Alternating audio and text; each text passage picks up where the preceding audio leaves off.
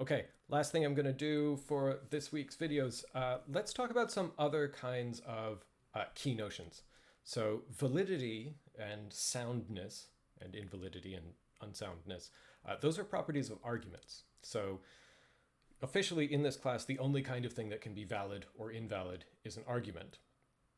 But there are other objects than arguments that we consider in logic class. In particular, the parts of arguments are premises and conclusions. Those are sentences.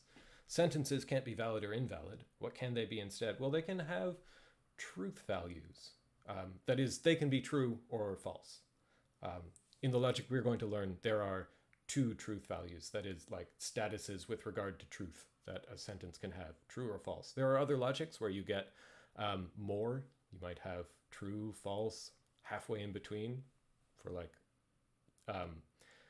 three-valued logic. There are lots of kinds of logics that you could learn that do all kinds of weird things with this. But in this class, every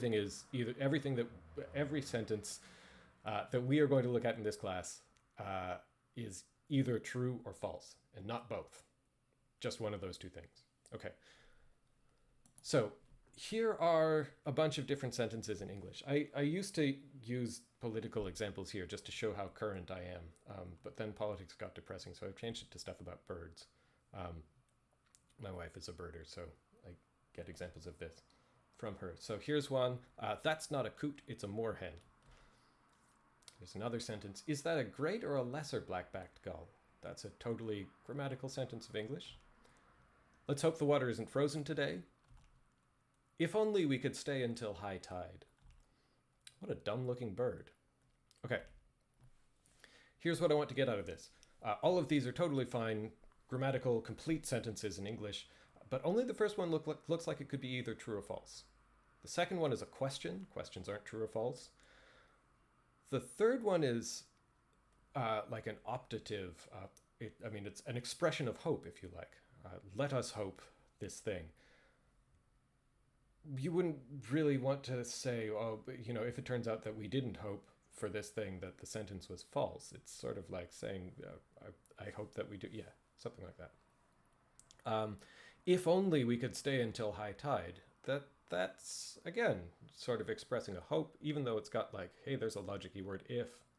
The last one, also, like, looks more expressive than anything else. Maybe you might be able to talk yourself into thinking that sentence is false if the bird is not in fact dumb looking. I don't know. But here's the point I want to make about these things. In this class, the only kinds of English sentences that are logical languages, the artificial languages TFL and FOL, the only sentences they're going to be able to handle are sentences like number one, only things that can be true or false. If you like, declarative sentences, as they're sometimes called, something that express a proposition, that make a statement about the world. So we are only going to focus on sentences like sentence one, that is, sentences that can, as we sometimes say, bear a truth value. So, sentences. We care about sentences that can be true or false, and the kind of question you can ask about a sentence is it true, is it false? Notice you can't ask about an argument, is it true or false? Truth and falsity are properties of sentences. Validity and soundness are properties of arguments and not sentences. Here's a different kind of question, category, key notion. Something we might ask not about a sentence, not about an argument, but about a collection or set or list of sentences. We might ask, are they consistent or jointly possible?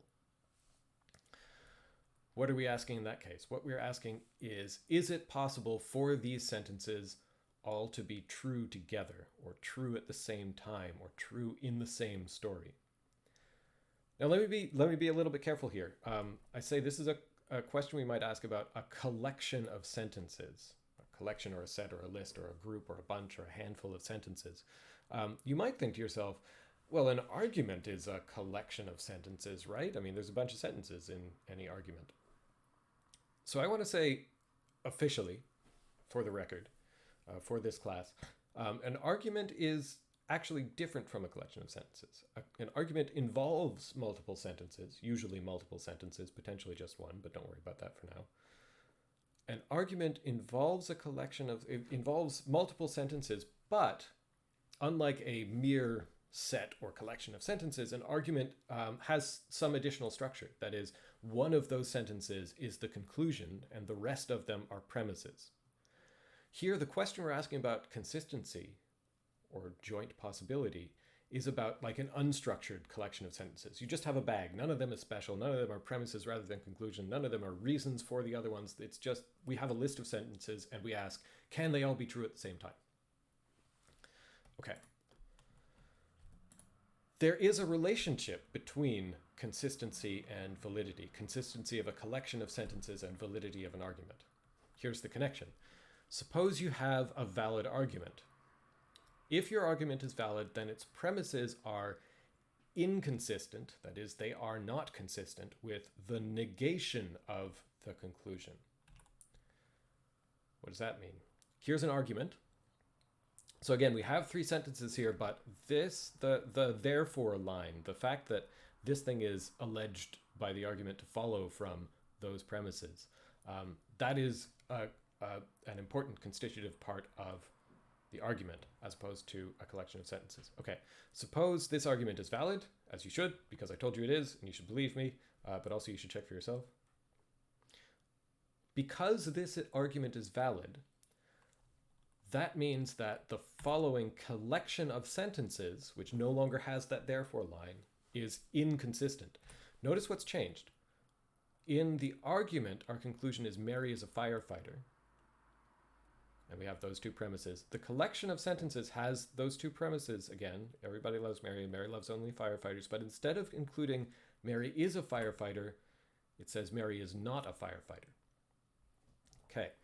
If I say this collection of sentences is inconsistent, that means it's not possible for all three of these things to be true at the same time. But if this negated sentence is true, that's the same as the unnegated sentence being false. The argument being valid means you can't have true, true, false. So that's the same as saying, for this collection, you can't have true, true, true. Okay, that's the connection. Let me just wrap up saying to be careful about what properties apply to which categories of things. Only an argument is valid or invalid, not a sentence, not a collection of sentences. Only a sentence can be true or false, not an argument, not a collection of sentences. Only a collection of sentences can be consistent or inconsistent. I will never ask you, is this sentence consistent? I will never ask you, is this argument consistent? Officially, the official word is that that's just a category mistake. That's not the kind of thing that an argument can be. Here's another key notion that you'll get in your textbook. Take a pair of sentences. We can ask, are they equivalent or not equivalent? Equivalent or not equivalent just means, is it possible, in the same sense of possibility we've been talking about, for these two sentences to have different truth values? Is it possible to have one true while the other is false? If that is possible, if it's possible for them to be different in truth value, then they are not equivalent or inequivalent. If it's impossible for them to have different truth values, then they're equivalent. So be careful with this. Make sure if you want to apply any one of these concepts to something that you're applying it to the right kind of thing. Otherwise, you will be making a mistake and you'll incur the wrath of the gods. That probably won't happen. It's better to be safe, though.